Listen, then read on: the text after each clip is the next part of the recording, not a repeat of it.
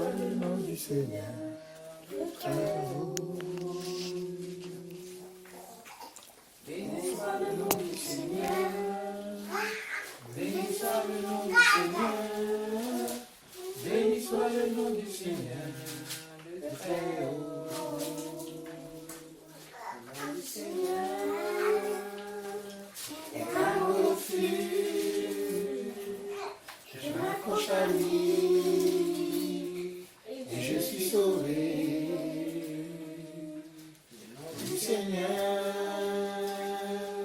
est un refuge, je m'accroche à lui et je suis sauvé. Saint est le nom du Seigneur, saint est le nom du Seigneur, saint est le nom du Seigneur, le très haut. Saint est le nom du Seigneur, saint est le nom du Seigneur, saint est le nom du Seigneur, le très haut.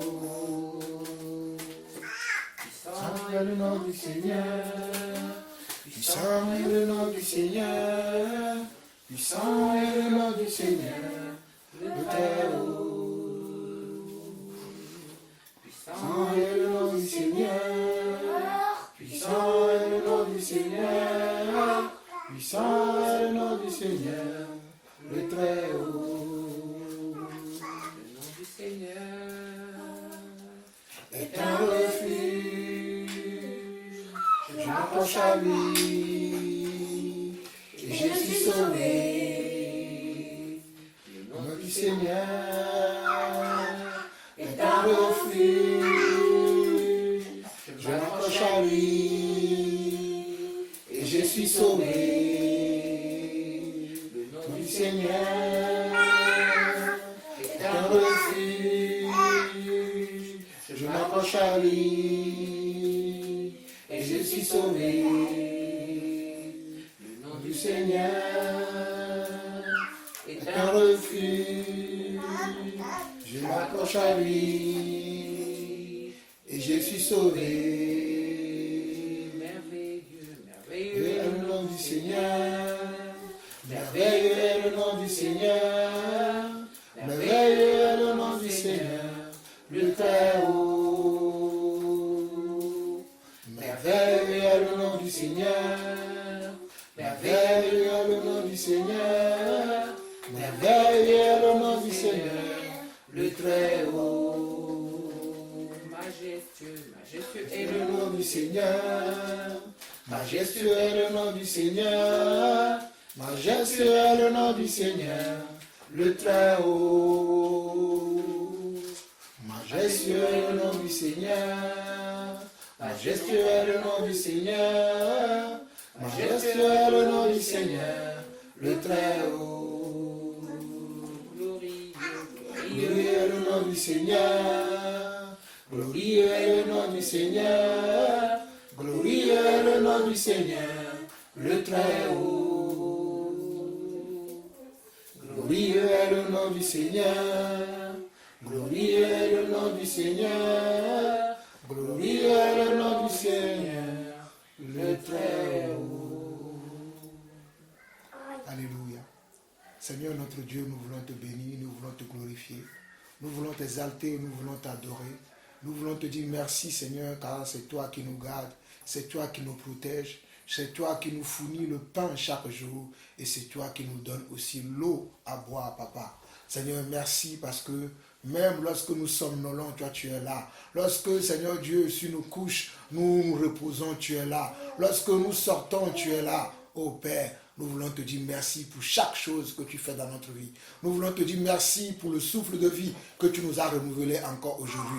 Nous voulons te dire merci, Papa, pour nos familles. Nous voulons te dire merci, Papa, pour nos frères et sœurs dans la foi que tu nous as donné, qui marchent avec nous, Seigneur Dieu, qui prient pour nous, qui nous supportent, malgré nos tempéraments, Seigneur Dieu. Ils sont là, elles sont là tous les jours. Nous voulons te dire merci pour toutes ces personnes que tu as mis à côté de nous, afin de travailler notre amour, afin de travailler notre caractère, afin de travailler notre cœur. Nous te disons merci. Père, Nous te disons merci aussi pour cette maison que tu nous as accordée, qui nous permet, Seigneur Dieu, d'avoir un toit sur nos têtes, de pouvoir avoir un lieu de repos, Papa. Seigneur, ce n'est pas tout le monde dans ce pays qui a un toit sur sa tête. Mais à nous, il t'a plu, Seigneur Dieu, dans ton amour, de nous donner cette maison, afin que nous puissions, Seigneur Dieu, Papa, nous reposer, Seigneur Dieu, nous recueillir dans cette maison pour continuer à aimer ton nom, pour continuer à glorifier ton nom, pour un témoignage, Seigneur Dieu, Papa, pour nos propres vies, pour nos frères et sœurs qui sont autour de nous et pour nos familles. Père, nous te disons merci pour cette maison qui nous a accueillis depuis des années et elle continue à nous accueillir. Nous te remercions, Seigneur, déjà pour la prochaine maison que tu vas nous donner. La prochaine maison que tu vas nous donner qui sera aussi grand, Seigneur Dieu, afin que ton nom soit encore glorifié, encore de nouveau dans nos vies, Papa. Car nous savons, Seigneur Dieu, que toi, tu fais chaque chose belle en son temps. Père, à présent, nous allons nous nourrir de la nourriture spirituelle qui est ta parole. Dispose nos cœurs, dispose notre esprit, afin que nous puissions recevoir cette parole dans de bonnes terres qui produira du fruit pour la gloire de ton nom. Reçois la louange, la gloire pour les siècles des siècles. Au nom de Jésus, nous avons ainsi prié. Amen. Nous allons prendre la Bible en Deutéronome chapitre 6. Deutéronome chapitre 6. Ça fait quoi? C'est après non. C'est quoi non? Non, c'est après Lévitique. Lévitique, c'est après Exode.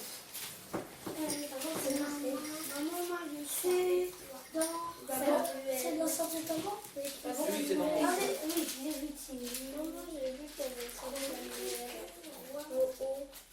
non, Tu vas avancer, tu vas trop derrière. Non, chapitre 5. Deutéronome chapitre 6. Non, mais là, tu vas trop devant. Voilà, là, tu es dans le Deutéronome. Chapitre 6. Là, tu es 7. C'est dans le 6. C'est bon, tout le monde a trouvé?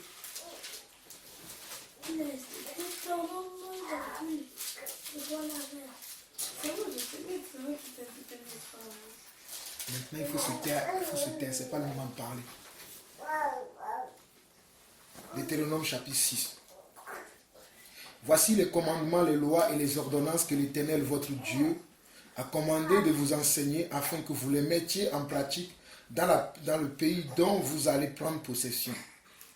Afin que tu craignes l'Éternel, ton Dieu, en observant tous les jours de ta vie, toi, ton fils et le fils de ton fils, toutes ces lois et tous ces commandements que je te prescris, et afin que tes jours soient prolongés.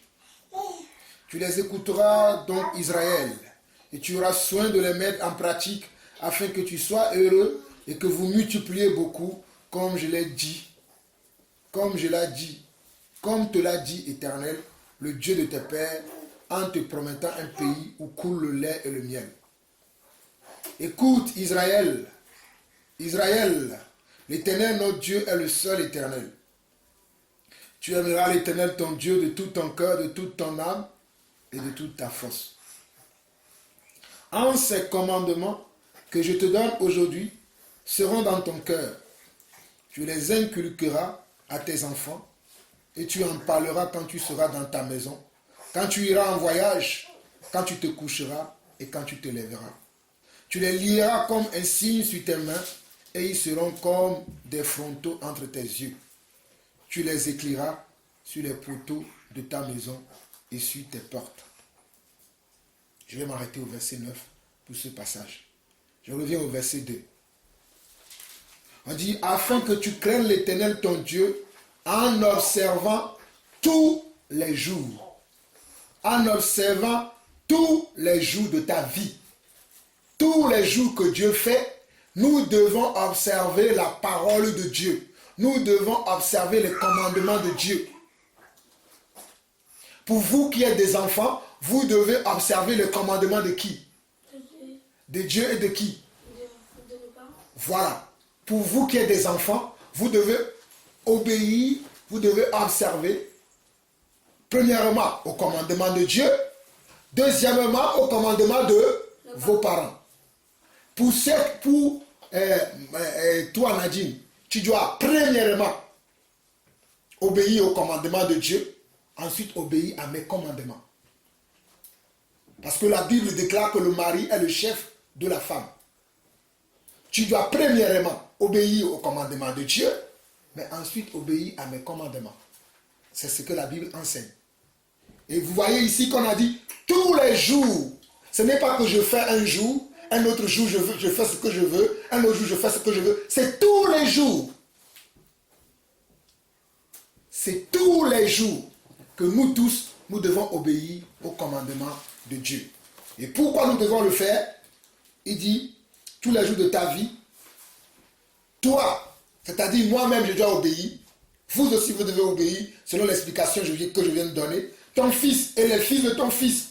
Tous ces lois et tous ces commandements que je te prescris, et afin que tes jours soient prolongés. Si nous obéissons à ces commandements, nos jours seront prolongés. Nos jours, c'est quoi? C'est-à-dire que nous allons vivre longtemps sur la terre. Nous n'allons pas mourir jeunes. Nous allons vivre longtemps. S'il y a des gens qui meurent aujourd'hui jeunes, c'est parce que beaucoup d'entre eux n'écoutent pas la parole de Dieu. Ne se soumettent pas à la volonté de Dieu. Mais nous devons nous soumettre à la volonté de Dieu. Au verset 6, il dit, en ces commandements que je te donne aujourd'hui seront dans ton cœur. Et ces commandements que je te donne aujourd'hui seront dans ton cœur. Tous les commandements que Dieu nous donne doivent rester où? Dans nos cœurs. Parce que si nous écoutons les commandements de Dieu, ou bien la parole de Dieu, mais que nous ne le gardons pas dans notre cœur, nous n'allons pas obéir à Dieu. C'est pareil. Si nous écoutons la parole de notre conjoint, de notre mari, ou nous écoutons la parole de nos parents, et que nous ne le mettons pas dans notre cœur, nous n'allons jamais obéir. La première des choses, lorsqu'on nous donne une parole, nous devons d'abord la serrer dans notre cœur. Afin de ne pas l'oublier. Nous devons la serrer dans notre cœur, afin de ne pas l'oublier. Mais si nous oublions cette parole, qu'est-ce que nous allons faire? Nous allons faire comme nous avons envie de faire. Alors que Dieu, lorsqu'il nous donne la parole, alors que lorsque nos parents nous parlent, il nous dit, voici ce que je veux que vous fassiez. Qu'est-ce que moi je dois faire? Je dois avoir une écoute attentive, un cœur bien disposé pour prendre en considération les recommandations de Dieu, de mon conjoint ou de mes parents. C'est ce que la parole de Dieu enseigne. La suite au verset 7. Tu les inculqueras à tes enfants et tu en parleras quand tu seras dans ta maison, quand tu iras en voyage, quand tu te coucheras et quand tu te lèveras. Tu les liras comme un signe sur tes mains et ils seront comme des frontaux entre tes yeux. Tu les écriras sur les poteaux de ta maison et sur tes portes. Ce message-là, cette parole-là, je l'ai partagé avec vous plusieurs fois. En vous donnant même mon parcours, comment Dieu a commencé à travailler dans ma vie. Je vous ai parlé de ça plusieurs fois. Et si je me tue tout le temps à vous parler de ces choses, je suis en train de vous inculquer ces paroles afin que le jour où je ne serai pas là, que vous, à votre tour, vous puissiez les transmettre, vous qui êtes nos enfants, vous puissiez les transmettre à vos enfants. Après, que vos enfants puissent être capables de les transmettre à leurs enfants. Et que toute notre descendance, si Jésus ne revient pas, que nous soyons comment? Des enfants de Dieu. Le verset dit, tu les inculqueras à tes enfants et tu en parleras. C'est-à-dire, tant que je ne verrai pas que vous obéissez à la parole de Dieu, à nos paroles, j'en parlerai toujours. Mais si vous obéissez, je n'aurai pas besoin de parler. Si vous marchez dans le droit chemin, je n'aurai pas besoin de parler. Mais tant que je verrai que vous n'obéissez pas, je reviendrai toujours sur ces paroles. Parce que la Bible déclare aussi dans 2 Timothée chapitre 3 que toute écriture est inspirée de Dieu pour faire quoi? Pour corriger, pour instruire, pour convaincre, afin que l'homme de Dieu, afin que l'enfant de Dieu soit parfait dans sa marche. Tant que je verrai des écarts dans vos comportements, dans vos manières de vivre, dans des choses que vous faites, je parlerai toujours de ces choses. Même si je ne vois pas d'écart, des fois je vous le rappellerai. Je vous le rappellerai. Parce qu'il faut que je vous le rappelle afin que ces paroles soient dans vos cœurs. Parce que ce que je suis en train de vous dire là, moi c'est déjà dans mon cœur. Je n'oublie pas la parole de Dieu. C'est une parole qui est écrite dans mon cœur. Je marche avec. Je bouge avec tout le temps. Je parle de ça aux gens de ma femme. Tout le monde, vous devez être assez, vous devez me connaître assez, tout le monde. Je parle à ma famille, à la famille de Nadine. Partout où je passe, je ne parle que de Dieu. Vous vous souvenez à Noël, quand on était à Noël, j'ai encore parlé de Dieu. Mais je n'ai pas parlé comme je parlais avant, j'ai parlé sous une autre angle. Parce que j'ai l'impression que vous, tout ce qui vous intéresse, c'est de se réunir avec les gens et oublier qui vous êtes. Mais moi, je sais qui je suis. Je vais me réunir avec les gens, mais je sais qui je suis et je sais avec qui je marche. C'est pas parce que je me réunis avec les gens que je m'oublie, que j'oublie qui je suis. Non, je dois être en tout temps, en tout lieu et en toutes circonstances un enfant de Dieu véritable. Je chercherai toujours la perfection. Et j'exigerai de vous toujours la perfection. Que vous ne le voulez pas, j'exigerai de vous toujours la perfection. Car le Dieu que nous servons est parfait, nous devons être parfaits. On voit bien ici qu'on dit tu les inculqueras à tes enfants et tu en parleras quand tu seras dans ta maison. Comme aujourd'hui on est dans notre maison, quand tu iras en voyage. Souvenez-vous l'année dernière lorsque nous étions à Londres. On était en voyage. Oui. Mais je vous parlais toujours du Seigneur. Je vais passer quelques jours dans le jeûne. Parce que c'était quelques jours avant mon anniversaire. Moi, j'ai passé quelques jours dans le jeûne. Mais le jour où j'ai coupé mon jeûne, si vous vous souvenez, il y avait encore mamie ce jour-là. Je vous ai tous réunis au salon. Je vous ai encore parlé. En donnant mon témoignage, en vous donnant des recommandations sur la manière dont vous devez marcher, les choses que vous devez faire. Je vous ai dit tout ça là. Mais jusqu'aujourd'hui, il y a encore des écarts dans vos manières de marcher. Il y a encore des écarts dans vos actions. J'attends de vous que toutes les choses que je vous dis, que ce soit lorsque nous sommes en train de partager la parole, ou que ce soit lorsque nous sommes seuls, nous devons obéir aux parents. Vous l'avez dit tout à l'heure. Et pour ceux qui sont des femmes, nous devons obéir à nos maris. C'est un commandement de Dieu. Si tu n'obéis pas à ton mari, tu pries, ta prière ne va pas aller au ciel.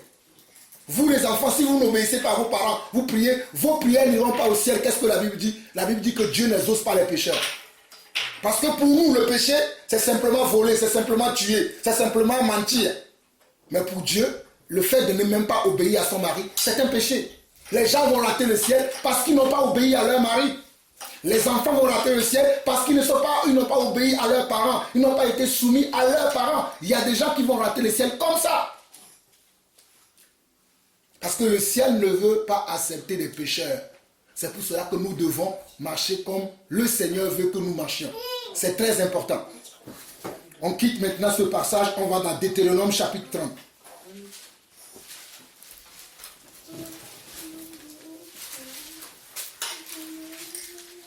On va lire du verset 11 jusqu'au verset 20. Deutéronome chapitre 30 du verset 11 jusqu'au verset 20.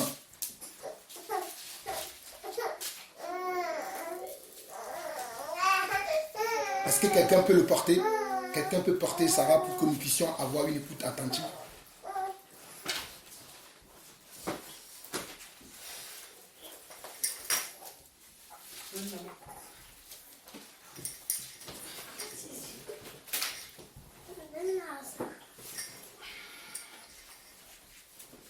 Deutéronome 30, versets 11 et 30. Il dit ceci. C'est la suite de ce que nous avons lu tout à l'heure dans Deutéronome chapitre 6. Ce commandement que je te prescris aujourd'hui, c'est certainement point au-dessus de tes forces et hors de ta portée. Tout ce que Dieu nous demande n'est pas au-dessus de comment? De nos forces, ni au-delà de nos capacités. Qu'est-ce que Dieu dit? Ce commandement que je te prescris aujourd'hui, c'est certainement... Ce commandement que je te prescris aujourd'hui n'est certainement point au-dessus de tes forces est hors de ta portée. Ça veut dire que tout ce que Dieu nous demande, si Dieu nous le demande, c'est parce qu'il sait que nous pouvons le faire. Et également, si moi aussi je vous demande quelque chose, c'est parce que je sais que vous pouvez le faire. Si votre mère vous demande quelque chose, c'est parce qu'elle sait que vous pouvez faire qu'elle vous demande. Donc vous n'avez pas le droit de faire ce que vous avez envie de faire. Mais vous devez obéir à ce que nous, pour vous qui êtes des enfants, vous devez obéir à ce que nous disons. Parce que si nous vous le demandons, c'est parce que nous estimons que vous avez la capacité de le faire. Et également, pour votre mère, si je dis quelque chose, elle doit le faire parce que j'estime qu'elle a la capacité pour le faire. J'avance. Il n'est dans le ciel, il n'est pas dans le ciel pour que tu dises qui montera pour nous au ciel et ira nous le chercher, qui nous le fera entendre afin que nous le mettions en pratique. Il n'est pas de l'autre côté de la mer pour que tu dises qui passera pour nous de l'autre côté de la mer et ira nous le chercher, qui nous le fera entendre afin que nous le mettions en pratique.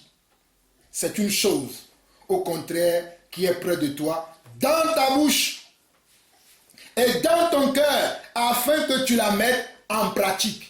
C'est ce que je vous ai dit tout à l'heure en lisant Deutéronome 6. On nous dit ici au verset 14, c'est une chose au contraire qui est tout près de toi, dans ta bouche et dans ton cœur, afin que tu la mettes en pratique. Vous, les enfants, dans votre chambre, je vous ai fait l'histoire de nos arrière-parents spirituels. Quand vous allez dans votre chambre, les choses sont encore là. Et je vous ai parlé de comment nos arrière-parents, ils ont vécu dans la foi, comment ils obéissaient à Dieu et comment ils obéissaient même à leurs parents. Mais vous, dans vos comportements, je vois encore des écarts aujourd'hui. Non seulement que vous n'obéissez pas à ce que nous vous enseignons, nous qui sommes les parents, je vois que même entre vous, c'est la guerre. Oh, lui il a dit c'est ça, lui il a fait ceci, lui il m'a dit ça, lui il m'a dit ça. Il faut que ces choses-là s'arrêtent.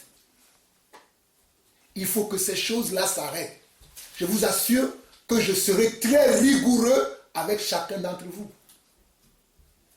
Je vous dis souvent que la récréation est terminée. Mais vous avez tendance à oublier ce que je dis. Moi, je suis un serviteur de Dieu.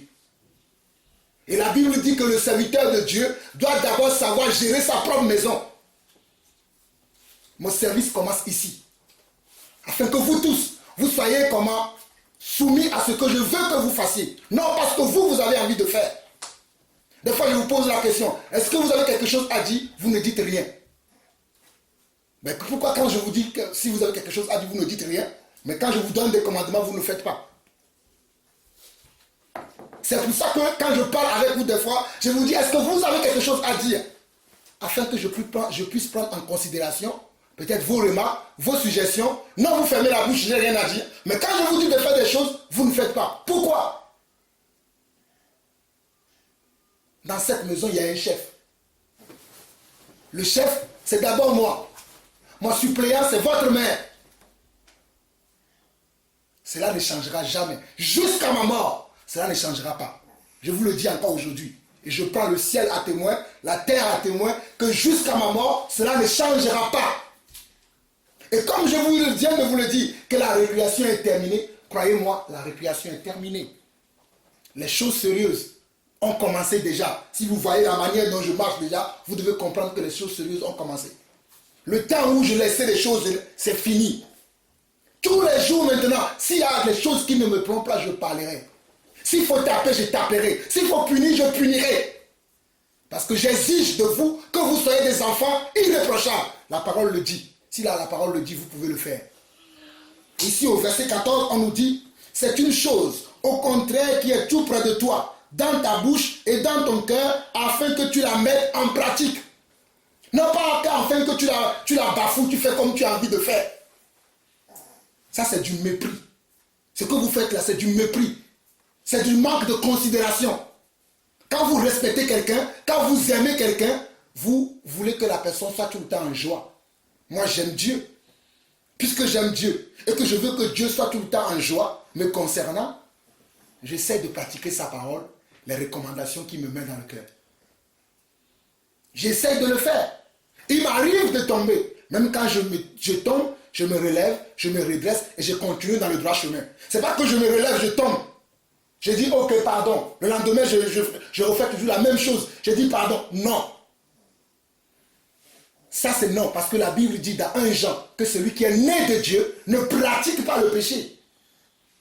On va le voir ce passage-là après. On va avancer parce que je ne veux pas beaucoup parler. On y va. Verset 15. Vois, je mets aujourd'hui devant toi la vie et le bien, la mort et le mal. Car je te prescris aujourd'hui d'aimer l'Éternel ton Dieu, de marcher dans ses voies et d'observer ses commandements, ses lois et ses ordonnances, afin que tu vives et que tu multiplies et que l'Éternel ton Dieu te bénisse dans le pays dont tu vas entrer en possession. Dans le pays dont tu vas entrer comment? En possession. Quel est le pays que nous allons avoir aujourd'hui en possession? C'est le ciel que nous irons, c'est le ciel que nous aurons en possession. À l'époque, eux, ils attendaient comment? La terre promise. Nous, notre terre promise aujourd'hui, ce n'est plus Canaan, c'est le ciel.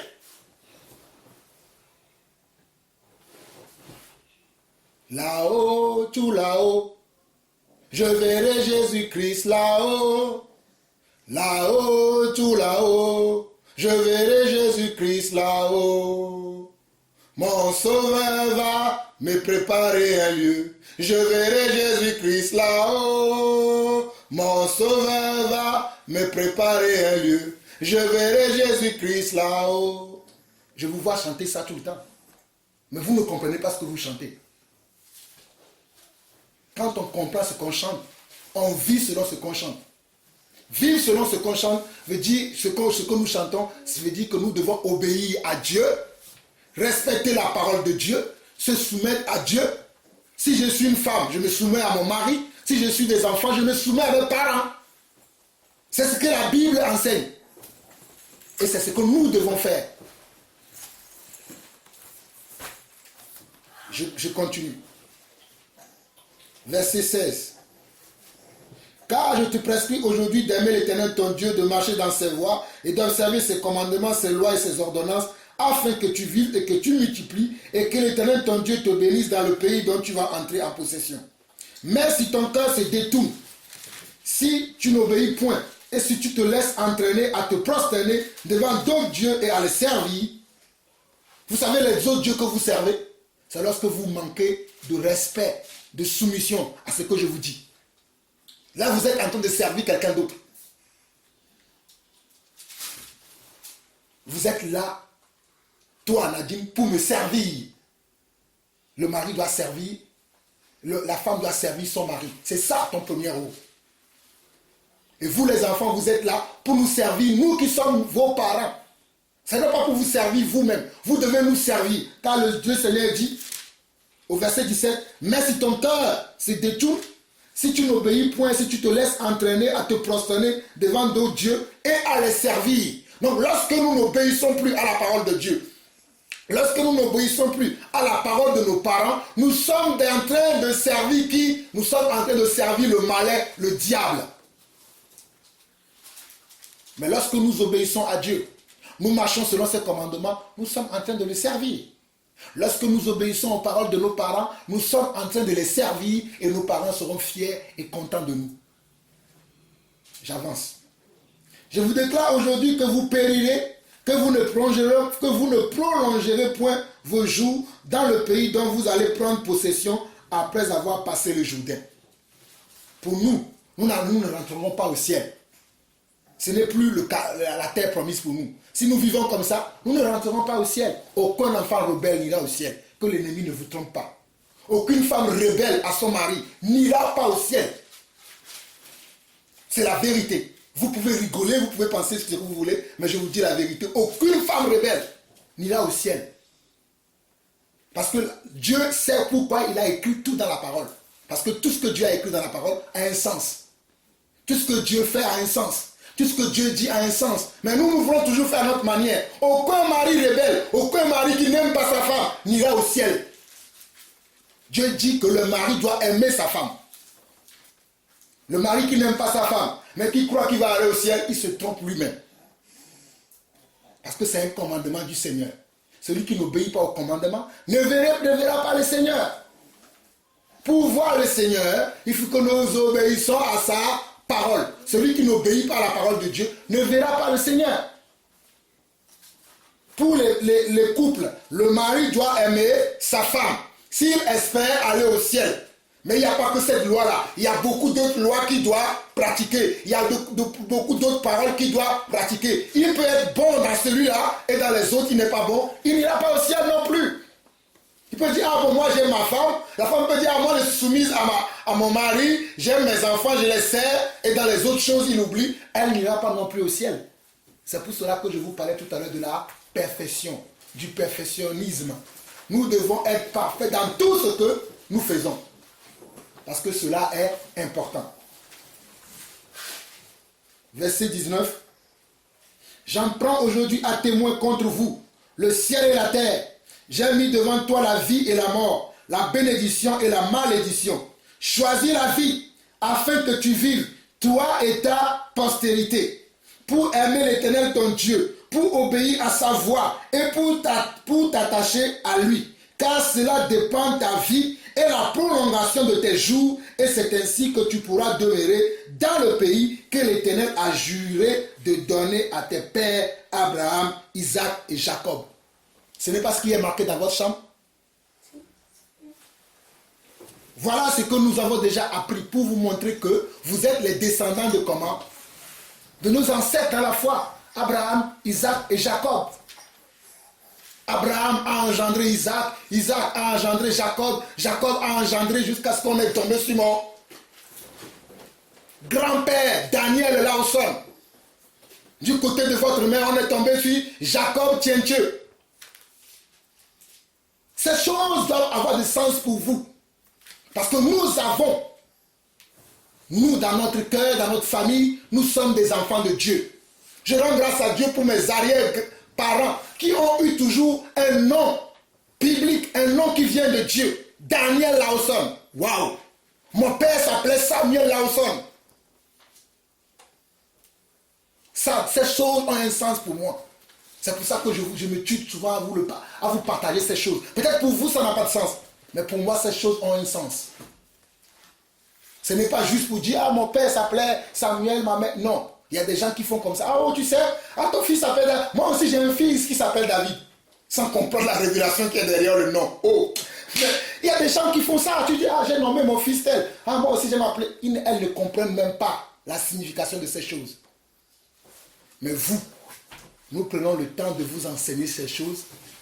C'est pour que vous obéissiez à ce que nous avons lu tout à l'heure dans Deutéronome chapitre 6, afin de les inclure, ou bien de les inculquer à vos enfants, à vos petits-enfants, à vos arrière-petits-enfants. Tant que Dieu me donnera la vie, les choses que je vous dis aujourd'hui, je le dirai à vos enfants. Et si Dieu me prête encore vie, je le dirai à vos petits-enfants. Parce que c'est mon rôle. Et vous voyez ici, la Bible déclare, au verset 19, au verset 20, « J'en prends aujourd'hui à témoin contre vous le ciel et la terre. J'ai mis devant toi la vie et la mort, la bénédiction et la malédiction. Choisis la vie afin que tu vives, toi et ta postérité, pour aimer l'Éternel ton Dieu, pour obéir à sa voix et pour t'attacher à lui, car de cela dépendent ta vie et la prolongation de tes jours. Et c'est ainsi que tu pourras demeurer dans le pays que l'Éternel a juré de donner à tes pères, Abraham, Isaac et Jacob. » Abraham, Isaac et Jacob. Jean 14. J'espère que vous comprenez ce que je suis en train de dire. Jean 14.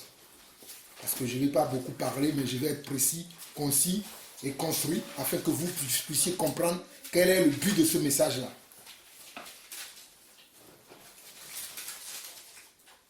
Jean 14.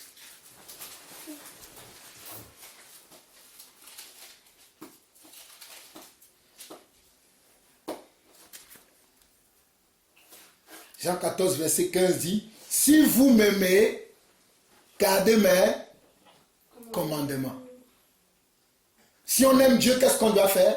On doit garder ses commandements.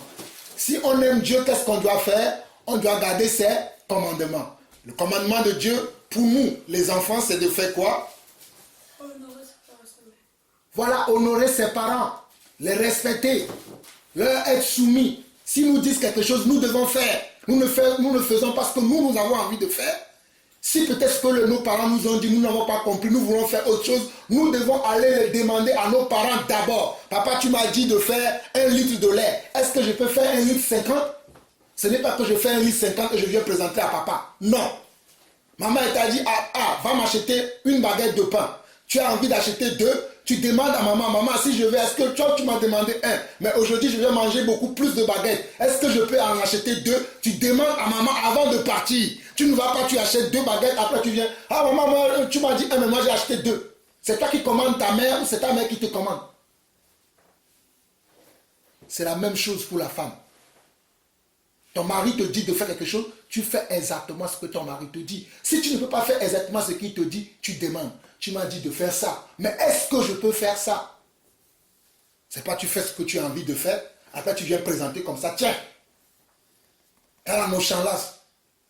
Ça, ce n'est pas de Dieu, ça. Nous devons respecter le Seigneur. La Bible dit que Sarah appelait son mari mon Seigneur, parce que Sarah avait compris ça.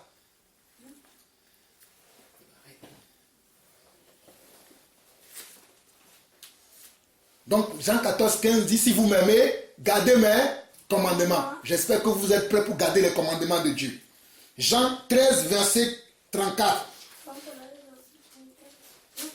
Jean 13, verset 34 dit, je vous donne un commandement nouveau. Aimez-vous les uns les autres comme je vous ai aimé.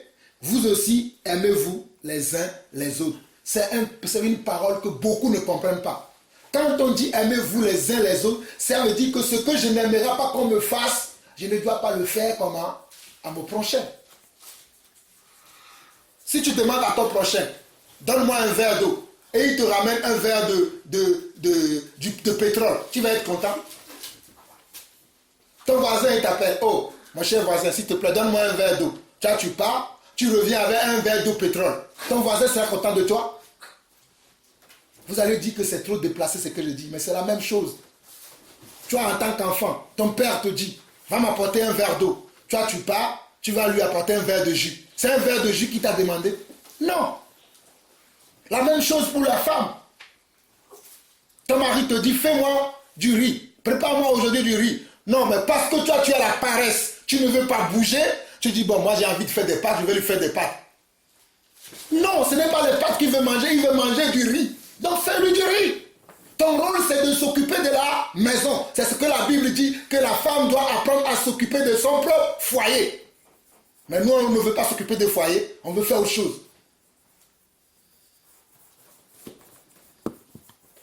Donc l'amour veut dire que ce que je n'aimerais pas qu'on me fasse, je ne dois pas le faire à mon prochain. Parce que c'est ça l'amour. C'est pour ça que je suis en train de vous dire que vous, entre vous les frères, je vous entends David qui se plaint de Samuel. Samuel m'a fait ci, Samuel m'a fait ça. Ou Samuel qui se plaint de David, ou David qui se plaint d'Emmanuel, ou Emmanuel qui se plaint de Sarah. Tout le temps vous êtes dans les plaintes. Mais vous devez vous estimer heureux. Il y a des enfants qui n'ont même pas de frères et sœurs. Vous êtes maintenant 5. Vous pouvez même jouer entre vous. Mais c'est un privilège. C'est un privilège que vous avez d'être plusieurs dans cette maison. Il ne vous manque rien. Vous avez tout dans cette maison. Tout ce qu'il faut. La télévision, vous en avez dans votre chambre. L'ordinateur, vous en avez. Qu'est-ce qui vous manque? Des jeux, vous en avez. Tout, vous avez tout dans cette maison. Tout. Il n'y a rien qui vous manque. Mais vous êtes là tout le temps à vous plaindre. Celui-là l'a fait ci, celui-là l'a fait ça. Celui-là l'a fait ci, celui-là l'a fait ça. Je ne veux plus avoir de plainte dans cette maison. Sinon, je vous retire tous les jeux, plus de télévision dans votre chambre, je la vendrai. Écoutez-moi très bien, je ne suis pas en train de rigoler. La récréation est terminée. La récréation est terminée. On va rentrer dans les choses sérieuses. J'ai utilisé la patience. Là, je ne serai plus patient avec vous.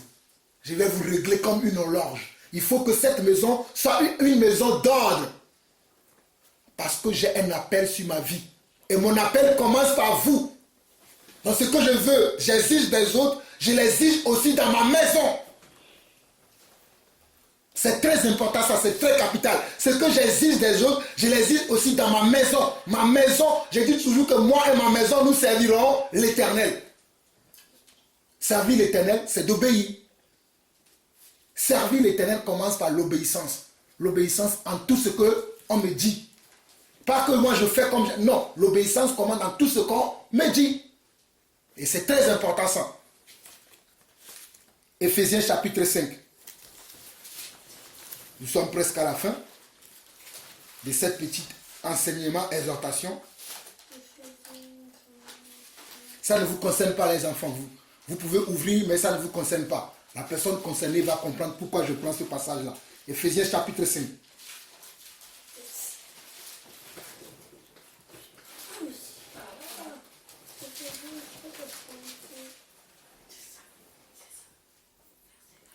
On dit femme, que on va lire à partir du verset 22. Femme, que chacune soit soumise à son mari.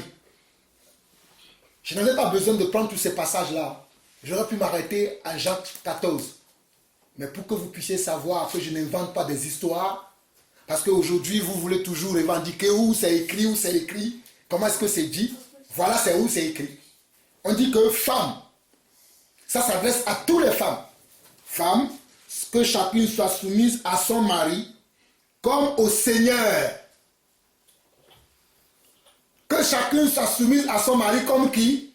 Comme au Seigneur. Donc si tu es une femme, tu n'es pas soumis à ton mari comme au Seigneur, tu es une grande pécheresse et tu n'hériteras pas le royaume des cieux. Ce n'est pas Jean-Paul Lawson qui a inventé ça. Ça se trouve dans la parole de Dieu. La Bible déclare que chacune des femmes de nos sœurs qui sont dans l'église aujourd'hui doit être soumise à leur mari comme au Seigneur. Toi qui es femme qui veut parler à ton mari là, veux discuter, tu es femme mais tu veux discuter avec ton mari, on te dit fais A, non moi je vais faire B, non, tu veux toujours discuter là. Tu dois apprendre à fermer ta bouche et être soumis à ton mari comme au Seigneur. Si Jésus te parle, tu discutes avec Jésus. C'est parce que Dieu est patient envers nous que nous vivons comme ça. Si Dieu nous frappait comme il frappait les gens dans l'Ancien Testament, nous serons tous morts déjà. Dieu nous demande quelque chose, nous on a toujours envie de faire ce qu'on a envie de faire. Dieu dit, femme, sois soumise à ton mari comme au Seigneur. Pas comme à tes parents, pas comme tu as vu ta mère se soumise à son père. Ton père dit quelque chose, ta mère aussi parle. Tu as appris d'eux, tu veux reproduire la même dans ton foyer. Non! Tu as le mari, tu insultes ta femme, tu insultes tes enfants, tu les bats, tu fais tout ce que tu veux, tu ne les respectes en rien, tu ne respectes pas ta femme, tu ne l'aimes pas parce que c'est ce que tu as vu dans ton foyer. Non! J'avance. Car le mari est le chef de la femme, comme Christ est le chef de l'église. Car le mari est le chef de la femme, comme Christ est le chef de l'église, qui est son corps et dont il est le sauveur. Savez-vous que je suis votre sauveur? Ah ben c'est ici. Comme Christ est le chef de comment? De l'église, qui est son corps, dont il est le sauveur. Ces choses ont un sens. Je vais vous l'interpréter pour que vous puissiez comprendre. Jésus-Christ a aimé l'église, qu'est-ce qu'il a fait? Il a donné sa vie pour l'église. Je vous aime, je fais quoi? Je donne ma vie pour vous. C'est pour vous que je vais travailler. C'est pour vous que des fois, même quand je suis fatigué, je sors. Hier, à quelle heure je suis sorti pour encore faire des courses? La majorité des choses que j'ai achetées, qui va les manger? Ah voilà. Dans cette maison, je suis la personne qui mange moins que vous. Les choses même que vous aussi on vous donne, vous allez dire, moi j'aime pas, j'aime pas. Tout le temps, c'est ce que vous faites. Dans cette maison, tout ce que j'achète, qui mange? C'est vous. Moi, je passe mon temps à manger la semoule que vous n'aimez pas manger. Je passe mon temps à manger des fois, peut-être tous les jours, le riz, que vous allez dire, j'en ai assez de manger du riz. Mais combien de fois vous m'avez vu dire ça? Parce que je vous aime.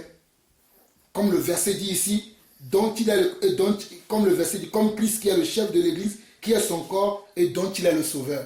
Je passe mon temps. Des fois, même quand j'ai mal, vous qui connaissez, qui savez que j'ai mal au dos, même quand j'ai mal au dos, je bouge toujours. même fatigué. Regardez ce qui se passe en ce moment. Comment je reçois les gens. Je parle au téléphone. Je suis tout le temps au téléphone. Je finis tout ça. Mais toujours je travaille. En aucun jour je me suis plaint. Bon, aujourd'hui je ne vais rien faire. Parce que je suis trop fatigué. Vous m'avez déjà vu faire ça? Non. Pourtant je suis fatigué. Vous êtes là, vous voyez. Pourtant je suis fatigué. Vous m'avez vu déjà un jour dire, bon, aujourd'hui je ne fais plus rien. Je suis trop fatigué. Parce que je sais que je dois vous sauver. Je connais mon rôle.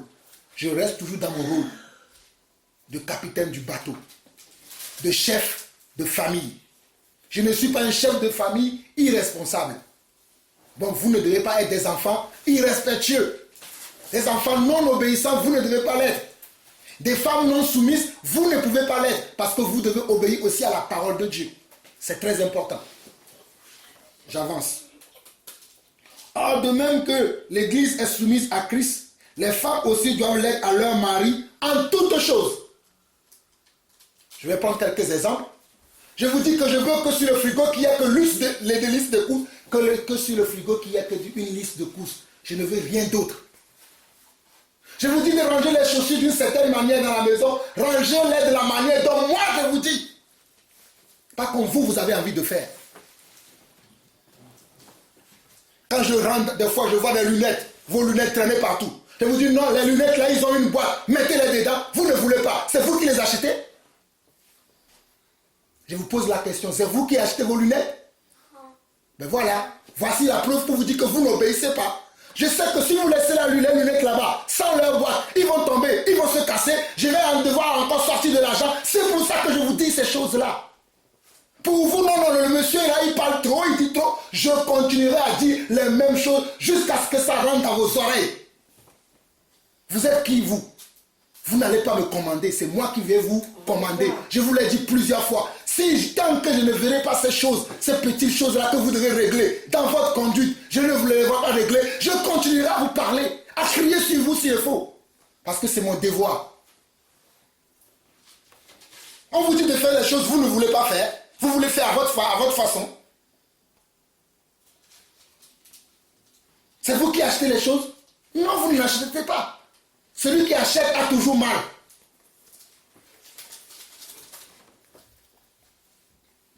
Verset 25.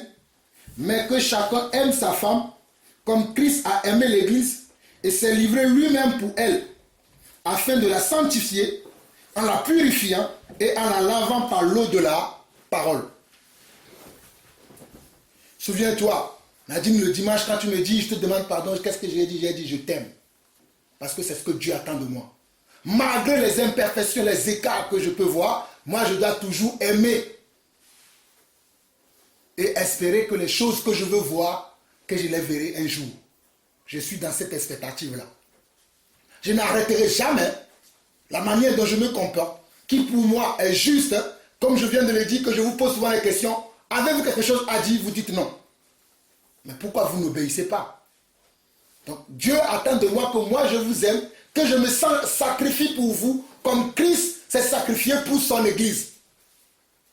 Mais Christ s'est sacrifié pour l'Église. Qu'est-ce que Christ demande à l'Église? Que l'Église lui soit soumise aujourd'hui. Que l'Église lui obéisse. Que l'Église, lui obéisse en toutes choses. Et c'est ce que je vous demande. Vous devez être capable de m'obéir en toutes choses. Sans exception. Verset 27. Pour faire paraître devant lui cette église glorieuse, sans tache, ni ride, ni rien de semblable, mais saine et irréprochable. Vous savez pourquoi je vous demande ces choses? Parce que c'est pour vous faire paraître devant l'église. Parce que tel vous vous comportez ici à la maison, tel vous allez vous comporter à l'église. Mais moi je veux que lorsque vous serez à l'église, c'est-à-dire lorsque vous serez avec mes frères, mes soeurs dans la foi, que vous soyez irréprochables. Christ veut que l'église lui soit soumise parce que Christ veut voir une église sans tache ni ride.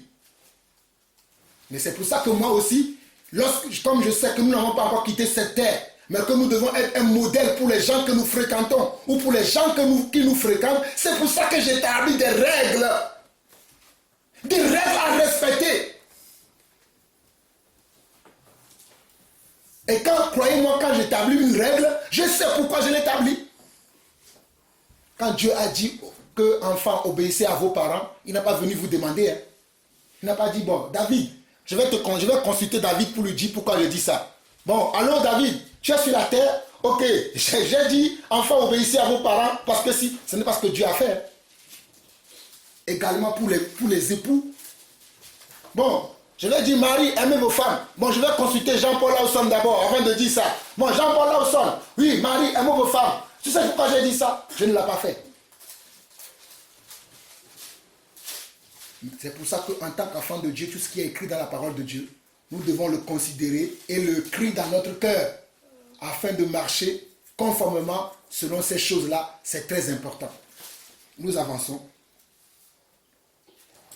Verset 29, il dit, car jamais personne ne haït sa propre chair, mais il la nourrit et en prend soin, comme Christ le fait pour l'Église. Comme Christ le fait pour l'Église, c'est ce que je fais aussi pour vous.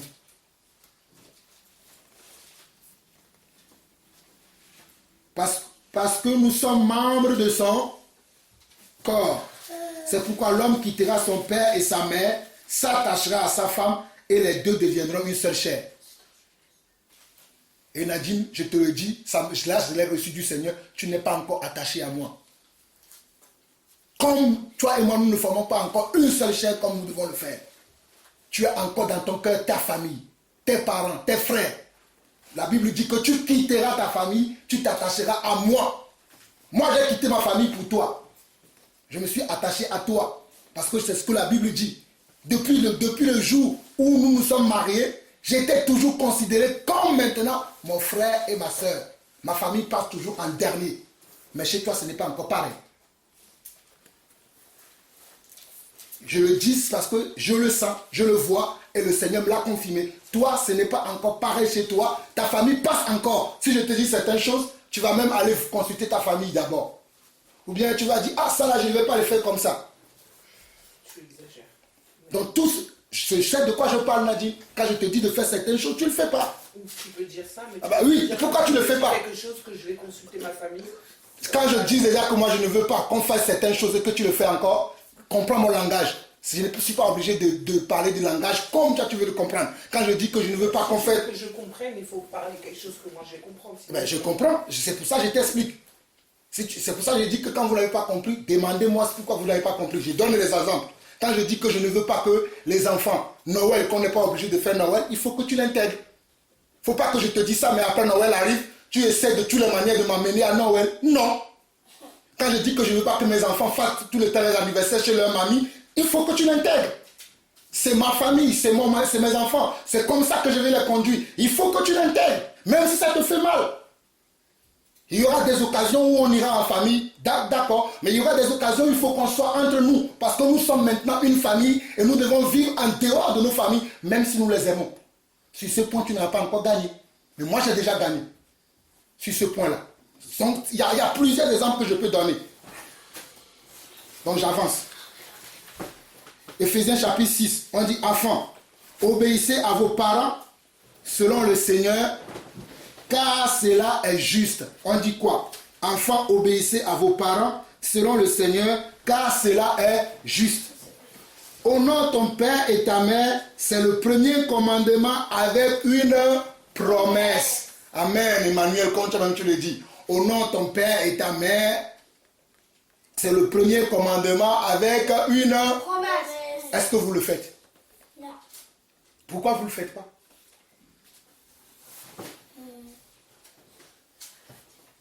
Vous le connaissez, vous le citez, mais pourquoi vous ne le faites pas? Vous n'y arrivez pas? Oh, Mais mais priez, c'est moi aussi. priez, demandez à Dieu. Dieu, vous croyez à la prière? Oui. Vous croyez à la prière, non? Oui. Donc priez, demandez à Dieu que Dieu puisse vous donner comment? La force pour que vous puissiez obéir à nous qui sommes vos parents. Il peut le faire ou pas? Oui. Alors demandez-le lui. Parce qu'il a dit demandez et l'on vous, cherchez et vous trouverez, frappez et l'on vous. Allez, demandez à lui, frappez à sa porte. Dites que nous voulons obéir totalement à nos parents parce que c'est un commandement avec une promesse. nous voulons obéir à ce commandement-là, demandez-le lui. Il le fera. Amen. Et vous, pères, n'irritez pas vos enfants, mais élevez-les en les corrigeant et en les instruisant selon le Seigneur. Tout ce que je fais, que ce soit pour vous, que ce soit pour les autres, c'est selon le Seigneur. Peut-être pour les autres, je ne veux pas aller plus loin. Comme pour vous, je vais aller plus loin. Parce que pour les autres, ce n'est pas mon rôle. Mon rôle est d'enseigner la parole pour les autres. Mais pour vous, non seulement je vais enseigner, mais je vais regarder encore plus loin. Si vous ne faites pas, je vous punis.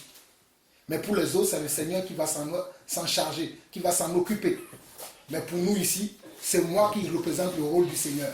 C'est moi qui représente le rôle, le Seigneur dans la punition. Pour les autres, c'est le Seigneur qui va les punir. Ils vont dire, bon, le Seigneur va leur dire, je vous ai envoyé, mes serviteurs, ils vous ont enseigné la parole. Vous n'obéissez pas, le Seigneur lui-même va s'en charger. Mais pour vous, c'est moi qui va jouer le rôle du Seigneur. Ah, David, je lui ai dit de s'asseoir aujourd'hui dans la chambre. Non, il est parti jouer le ballon en bas. Je le punis. Ça, c'est moi. J'ai dit à maman, aujourd'hui, je vais manger les pâtes. Elle me fait la semoule. Non, c'est moi qui vais le punir. Je ne mange pas la semoule. Tu gardes toi-même, tu manges. Même si elle n'aime pas. Mais c'est la vérité. Vous rigolez, mais c'est la vérité. Ce n'est pas Dieu qui va descendre du ciel pour faire ça. Mais des fois, pour être encore un peu juste, je mange quand même. Je prends sur moi. Je vous assure, des fois, je n'ai pas envie de manger ce qu'on m'a présenté. Mais je mange parce que je sais que c'est la même chose que Christ fait envers moi. Des fois, Christ me dit, va à gauche, je vais à droite. Mais quand je viens auprès de lui, il m'accepte quand même. Donc, je dois faire la même chose comme lui. Mais cela n'empêche pas que je dise ce qui est la vérité. Parce que Christ, si tu vas à gauche, il te dit d'aller à droite, tu vas à gauche. Même si tu reviens après, il va t'accepter. Mais il va toujours te dire que tu n'obéis pas, qu'il t'avait dit d'aller là. Pourquoi tu es allé là? Afin que tu en tires une leçon. C'est pour ça que même ce que je suis en train de dire aujourd'hui, je vous parle encore. Je ne peux plus laisser tomber. Mais je continuerai toujours à vous parler. Car la foi vient de ce qu'on entend, et ce qu'on entend vient de la parole de Dieu. Mais je vous aime beaucoup. Vous êtes mon équipe. Vous êtes ma famille. Vous êtes les gens avec qui je passe le plus de temps. Vous êtes ma joie. Vous êtes ma réussite. Si vous ne le savez pas, oui. Vous êtes une leçon pour des gens. Il y a des gens, quand ils vous voient, ils sont déjà fiers. Mais ils ne savent pas le travail que nous faisons en amont. Là, les gens, l'église ne voit pas. Hein. Ils vont vous voir simplement, vous dire, ah, Jean-Paul, il se plaint pour ses enfants, mais regarde David, ah, mais il est quand même bien. Oh, Jean-Paul, il se plaint pour son épouse, mais regarde quand même, elle est quand même bien. Mais quand je travaille là, quand nous sommes en train de travailler là, eux, ils ne voient pas. Et c'est très important ces choses. C'est les choses que j'avais envie de partager avec vous. Je vais finir par un dernier passage dans 1 Jean, chapitre 3. Et après, je vais vous écouter si vous avez des choses à dire. 1 Jean, chapitre 3.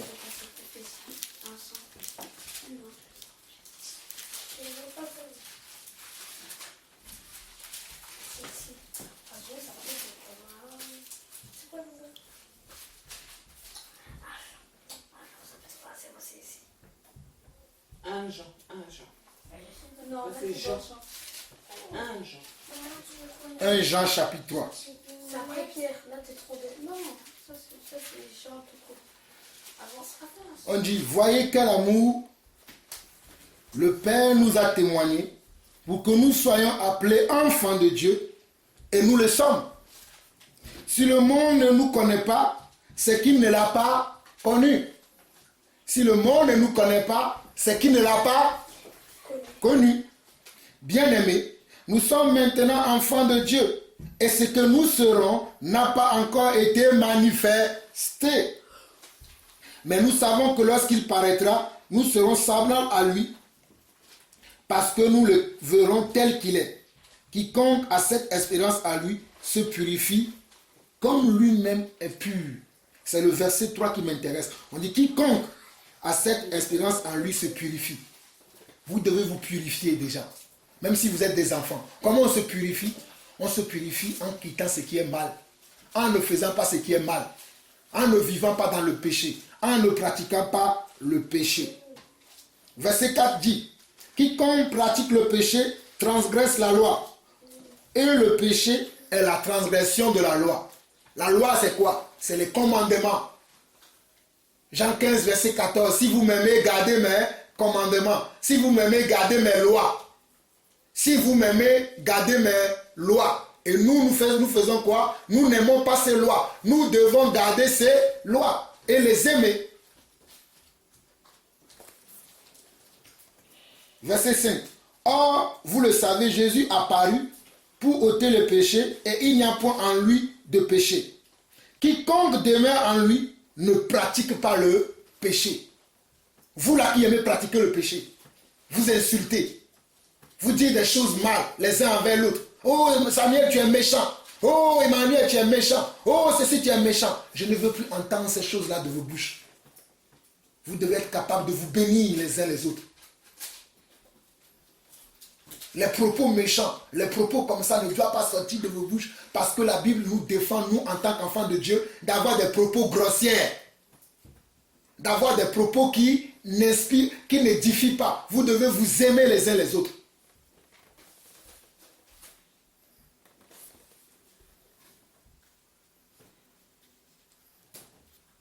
Verset 6 où je vais m'arrêter. Quiconque demeure en lui ne pratique pas le péché. Quiconque pratique le péché ne l'a pas vu et ne l'a pas connu.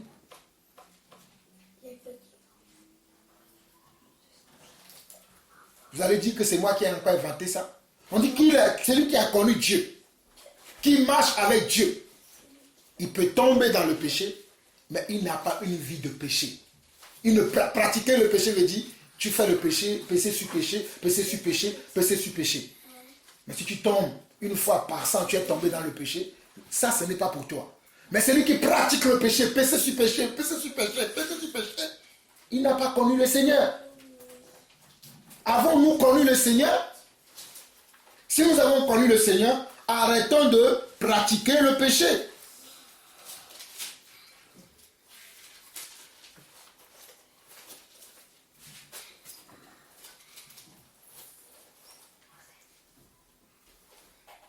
Regardez le verset 7. Il dit, petits enfants, que personne ne vous séduise. Celui qui pratique la justice est juste, comme lui-même est juste. Celui qui pratique le péché est du diable, car le diable pêche dès le commencement. Le Fils de Dieu apparut afin de détruire les œuvres du diable. Quiconque est né de Dieu ne pratique pas le péché parce que la sémence de Dieu demeure en lui. Avez-vous la sémence de Dieu? Et il ne peut pécher parce qu'il est né de Dieu. C'est par là que se font reconnaître les enfants de Dieu et les enfants du diable. Quiconque ne pratique pas la justice de Dieu n'est pas de Dieu, ni celui qui n'aime pas son frère. Je m'arrête là.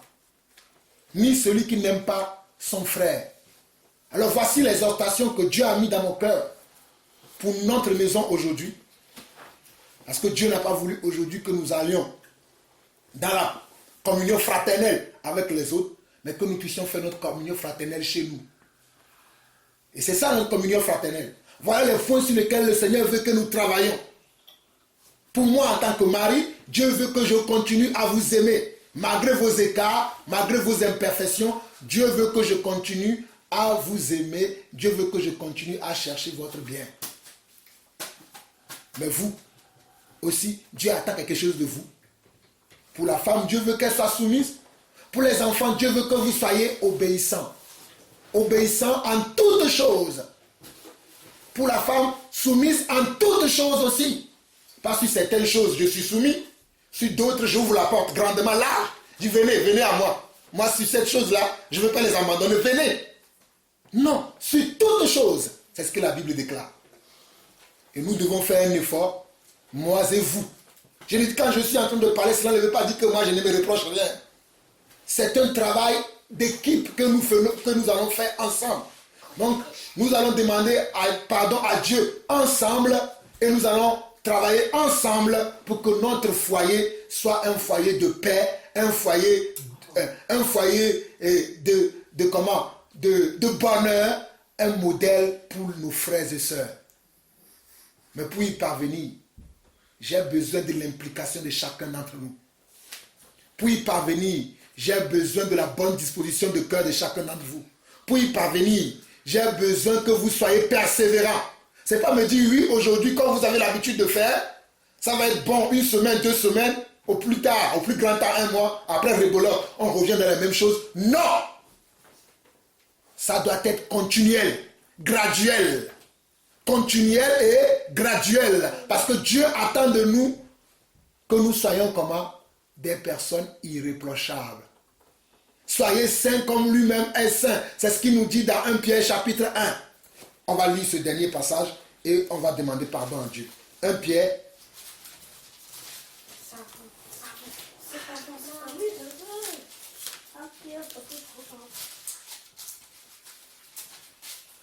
Un Pierre, chapitre 1, verset 13 au verset 17. 1 Pierre, chapitre 1, verset 13 au verset 17.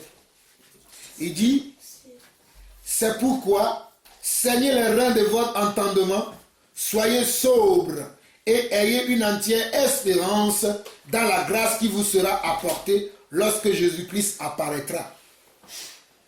Comme des enfants obéissants, ne vous conformez pas aux convoitises que vous aviez autrefois, quand vous étiez dans l'ignorance. Mais puisque celui qui vous a appelé est saint, vous aussi soyez saints dans toute votre conduite. Selon qu'il est écrit, vous serez saints, car je suis saint. Et si vous invoquez comme Père celui qui juge selon l'œuvre de chacun, sans favoritisme, conduisez-vous avec crainte pendant le temps de votre séjour sur la terre. Donc que ce soit vous, que ce soit nous, vos parents, et que ce soit moi, le responsable de cette famille, le chef de cette famille, le conducteur de cette famille, nous devons nous conduire comment?